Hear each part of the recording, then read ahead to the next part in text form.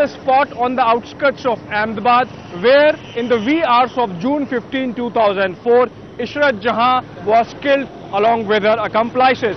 According to the Gujarat police version, the blue Indica carrying Ishrat was coming from that direction, carrying Ishrat Jahan, her friend Javed Sheikh, and the two Pakistanis Amjad Ali Rana and Zishan Johar. It was at this very spot that the police team encountered the Ishrat's Indica car. A Gujarat police team was waiting here for the car, and just as the car was passing through this spot, they fired at her. There was a team chasing the car also that fired at her, and that's the place where encounter took place. The Indica car hit the divider and stopped here. A 19-year-old had been killed in a shootout.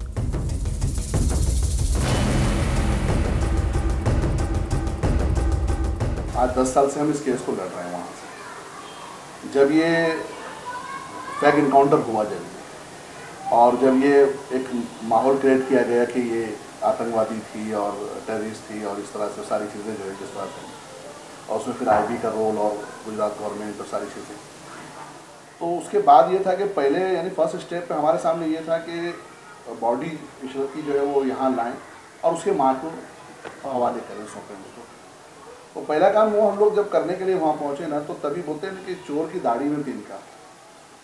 जब हम लोग वहाँ गए और वहाँ जो police का जो एटीट्यूड था, वंजारा एंड ग्रुप जो डॉक्टर नरेंद्र अमीन सिंघल ये सारे वहाँ थे मौजूद जब हम वहाँ गए थे, तो वो हवेली पुलिस स्टेशन जो उनका क्राइम का जो वो है, वहाँ जाने के बाद जो उनका एटीट्यूड था उसने हम लोगों को क्लियर कर दिया एकदम कि ये साजिश है, ये षड्यंत्र है पूरा के पूरा जो है, और ये प्री प्लानिंग जो है पूरा प्लान करके जो किया गया है।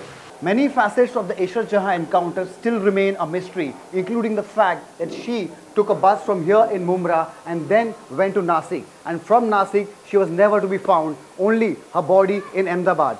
Clearly, people who are fighting for a cause over here believe that there is a Maharashtra angle to it which has to be probed by the CBI. For the cops in Gujarat, it was a victory. They claimed they had foiled a terror bid. But was that the case? What began now was a clear war, a direct fight between the premier investigating agencies of the country. Why Ministry of Home Affairs was required to change the affidavit? Governments come and go. The administration assures the continuum. So once the affidavit was filed by the earlier government, it was filed by the ministry and not by an individual. So what was the provocation for changing it? There was a dramatic twist to the trigger tale now. CBI claimed the cops had colluded to stage a fake encounter. They had passed off people with criminal records as terrorists on their way to kill Narendra Modi. The role of the Central Intelligence Bureau and its inputs was firmly under the scanner. Both sides continue to remain firm on their versions. CBI directly questions the IB officer, which according to me is nothing but arm twisting or intimidating techniques. IB being called upon, or the officer of the IB being called upon, that relying upon what source you had given this input.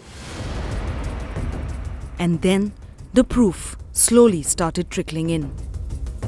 Pakistani-American terrorist David Headley was being questioned in connection with the 26/11 massacre. But during the interrogation, he made a stunning disclosure. Headley claimed the Mumra girl shot in the encounter was indeed a Lashkar-e-Toiba Fidain. He is said to have told the NIA that Ishrat was an active LET operative recruited by Muzammil in charge of terror operations in India till 2007.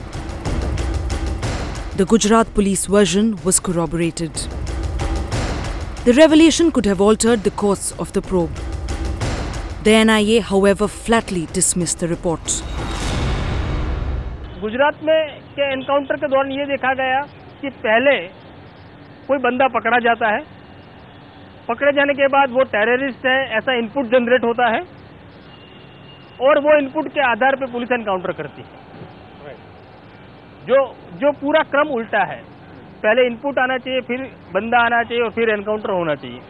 तो इससे उल्टा होता था, बंदा पहले था, input बाद में जनरेट होता था और लोग यहाँ मारे जाते थे।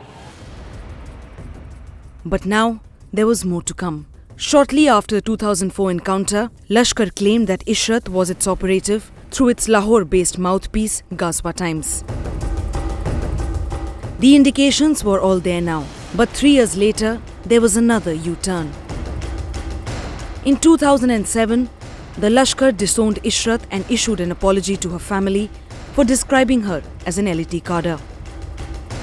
It was now time for Ishrat's family to feel a sense of vindication.